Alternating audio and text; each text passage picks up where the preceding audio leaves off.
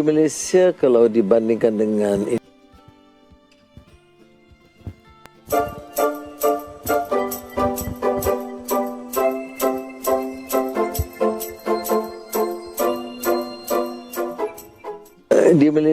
kalau dibandingkan dengan Indonesia atau beberapa negara lain itu permusuhannya terlalu tajam. Permusuhannya terlalu tajam. Menarik yang aku pandang sebagai sesuatu yang sangat menarik tentang Indonesia adalah political literacy. Kefahaman politik. Literasi politik. Sistem politik Indonesia dan Malaysia jelas berbeda. Indonesia menganut sistem presidensial dengan pemilihan langsung. Adapun Malaysia menganut sistem parlementer, dan Perdana Menteri dipilih oleh parlemen, tidak dipilih langsung oleh rakyat. Mungkin karena itulah, pemilu Indonesia selalu menarik perhatian bagi rakyat Malaysia seperti yang tampak pada video berikut ini. Untuk pilihan raya ni telah pun diketahui lebih awal. Jadi sebenarnya bagi masyarakat Indonesia 14 hari bulan pada hari ini dia dah tahu dah beberapa tahun yang setahun yang lalu telah ditetapkan. Dan proses yang disebut sebagai proses kempen juga telah berlaku 3 bulan sebelum Jadi ini adalah satu proses yang cukup menarik, dan bahkan masyarakat Indonesia sebenarnya berhadapan dengan tahun pilihan raya. Jadi tahun 2024 ini adalah tahun pilihan raya di mana kita akan ada pilihan raya pada kali ini 14 hari bulan ini pada 14 Februari ini untuk pemilihan 5 kertas undi yang harus dicoblos. Itu coblos. Kita guna kaedah memangkah. Mereka menggunakan paku cucuk di dia namakan itu proses coblos. Uniknya kita kalau kita di Malaysia biasa kita pangkah mereka tidak, dipanggil proses mencoblos. Tu maknanya batang paku diberikan pada pengguna cucuk kepada kertas undi yang nak dipilih. Jadi ada setiap orang akan menerima 5 kertas undi. Kertas undi itu adalah pemilihan yang pertama, pemilihan presiden dan wakil presiden, kemudian Dewan Legislatif ataupun DPR, kemudian yang ketiga DPPRD iaitu Dewan Perwakilan Daerah Wilayah macam kita negeri gitu. Kemudian Dewan Perwakilan Rakyat Daerah di Perdi Kota, dan juga adalah Dewan Perwakilan Daerah di PPD. Itu dia punya ni. Dan ada satu lagi sepatutnya dahulu dicadangkan supaya pilihan pilkada ataupun kepala daerah sekali kan. Sepatutnya ada satu lagi. Tapi konsensus akhirnya masyarakat ada juga diputuskan supaya diasingkan pada bulan November nanti. Jadi rakyat Indonesia ini apa yang berlaku pada hari ini ada mereka memilih untuk 5 kertas undi. Kemudian kalaulah yang paling hangat dibincangkanlah tentang pilihan presiden dan wakil presiden. Kalau presiden dan wakil presiden ini mencapai lebih 51% undiannya, maka tak perlu kepada pusingan kedua. Kalau kurang, maksudnya perlu ada pusingan kedua. Maksudnya pertengahan tahun nanti akan ada pengundian sekali lagi khusus untuk presiden dan wakil presiden, dan kemudian di hujung tahun pula November akan diadakan suara pilkada, iaitu kepala daerah pula yang gubernur. Hal lain yang amat membedakan antara demokrasi Indonesia dan Malaysia adalah masalah sentimen agama dan perkauman. Di Malaysia hal ini amat kental, adapun sentimen agama dan perkauman di Indonesia kurang menonjol. Nah, berikut ini adalah pendapat warga Malaysia. Satu benda yang aku sangat menarik yang aku pandang sebagai sesuatu yang sangat menarik tentang Indonesia adalah political literacy. Kefahaman politik. Literasi politik. Literasi politik. Benda tu adalah sesuatu yang bagi aku seringkali menarik perhatian aku sebab kalau kita tengok political discourse di Malaysia, diskusi politik, perbincangan politik di Malaysia, kadang-kadang diskusi tu terlalu surface level, terlalu murah-murahan.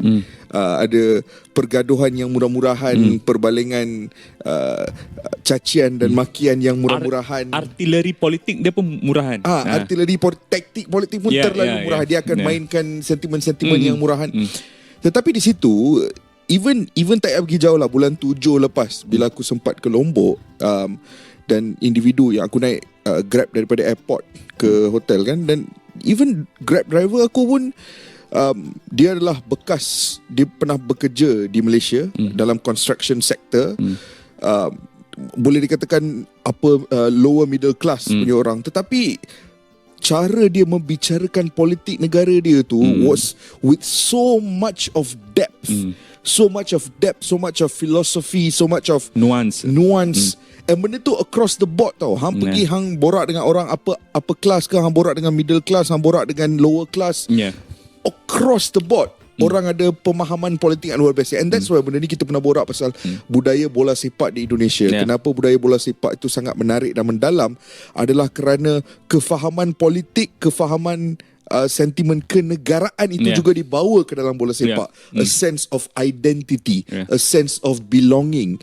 Apa fungsi bola sepak kepada masyarakat, hubungan di antara perjuangan working class. Benda-benda macam tu semua diorang ada, bukan sekadar memahami surface level, tetapi diorang seolah-olah ada deep dive ke dalam benda tersebut. Dan that thing will always fascinate me tentang Indonesia. Kalau nak menghubungkan, tetapi apa yang berbeza dengan Malaysia dan juga di Indonesia yang saya rasa kita perlu pelajari ialah kita tidak mengamalkan budaya politik lama. Maksudnya bermainkan dengan sentimen kaum, bangsa, agama dan sebagainya.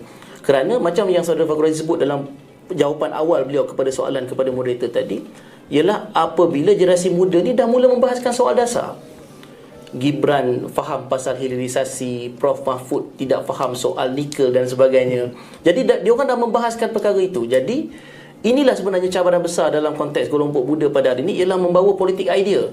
Maksudnya kita bertekak, kita bergasak, tetapi jangan kita kesampingkan perihal idea dan membahaskan apa yang parti yang kita sokong nak bawa ke depan. Ketimbang kita membincangkan parti ini membawa bangsanya apa ataupun agamanya apa, kita kena tinggalkan. Dan menariknya, walaupun Anies ini dilabelkan dengan politik identitas usai kemenangan beliau di dalam pilihan raya Gubernur pada 2017, itu tidak melekat pada beliau dalam pilihan raya pemilu kali ini. Maksudnya orang membahaskan soal dia nak berbanding hanya membangunkan IKN, dia nak membangunkan 40 kota di Indonesia yang sama macam IKN. Orang membahaskan soal itu. Nak membangunkan 20 stadium yang sama macam JIS di kota-kota di Indonesia. Maka orang tidak bercakap lagi soal dia disokong oleh kelompok-kelompok far right tertentu di Indonesia. Tidak. Benda tu terus hilang. Kerana perbahasan dah perihal idea dan bercakap soal politik pembangunan dan politik dasar. Itu yang saya nampak wajar kita ambil teladan daripada negara jiran kita.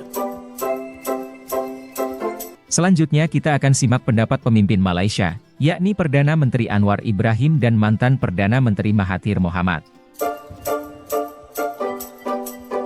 Mengulas mengenai situasi politik di negara ini, jelas Perdana Menteri Datuk Seri Anwar Ibrahim, fokus utama ketika ini ialah soal kestabilan politik. Berbeza dengan Indonesia katanya, situasi politik di Malaysia telah diwarisi sejak kepimpinan Tun Dr. Mahathir Mohamad lagi. Beliau berkata demikian dalam rancangan televisyen Indonesia Nation Hub special interview bersama Datuk Seri Anwar Ibrahim yang disiarkan di saluran CNBC Indonesia TV.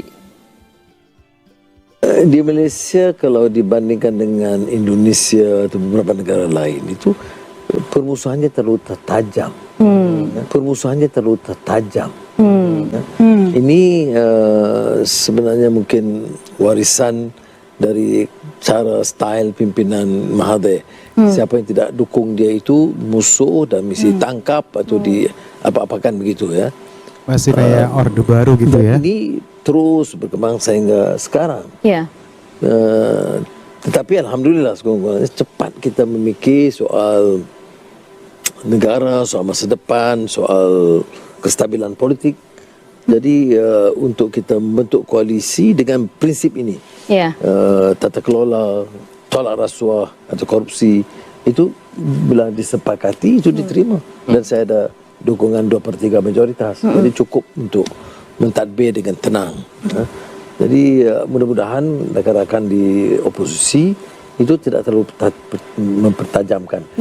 Dan saya juga minta mereka hindari ini kenyataan menghukum orang, kafirkan orang. Itu kalau itu diringankan, jadi kita boleh berdialog dengan baik. Demokrasi berjalan dengan lebih baik sekarang sejak presiden baru, dan saya yakin rakyat Indonesia faham selok-belok demokrasi, dan ini adalah satu faktor yang amat penting kerana demokrasi satu sistem yang sukar diamal kerana dianya agak kompleks. Tetapi walaupun kompleks, kita kena terima dalam demokrasi kemungkinan kalah. Ada setengah negara apabila menerima demokrasi tak nak kalah. Kalau kalah mereka memberontak.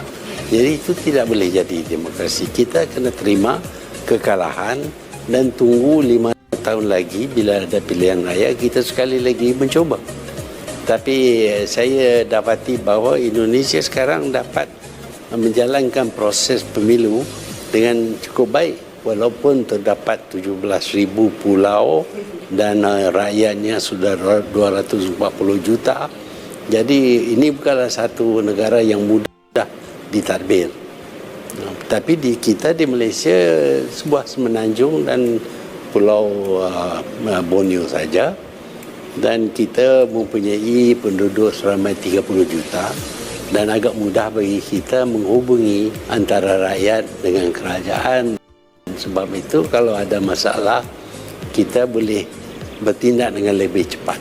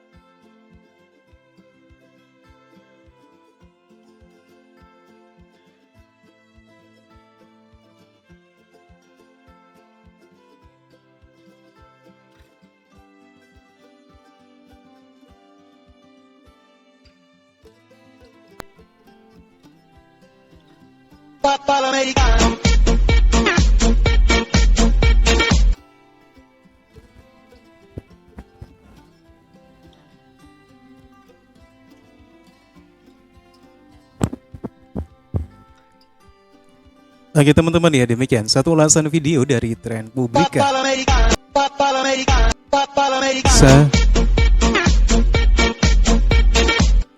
Oke teman-teman ya, demikian satu ulasan video dari Trend Publika, di mana apa yang terjadi di Indonesia yaitu pesta demokrasi, yaitu pemilihan umum 2024 menjadi topik trending di Malaysia di sebagian besar media massa Malaysia. Dan ada yang kita petik di sini dari ulasan Trend Publika bahwasanya ketertarikan para politikus Malaysia terhadap demokrasi Indonesia yang lebih transparan, terbuka, apalagi dengan acara-acara debat sebelum pemilihan umum, itu sangat membuat ketertarikan dari tokoh-tokoh Malaysia. Oke teman-teman ya, demikian satu ulasan video dari Trend Publika. Menurut teman-teman gimana? Silakan teman-teman bisa berkomentar. Jangan lupa tinggalkan like and subscribe. Wassalamualaikum warahmatullahi wabarakatuh.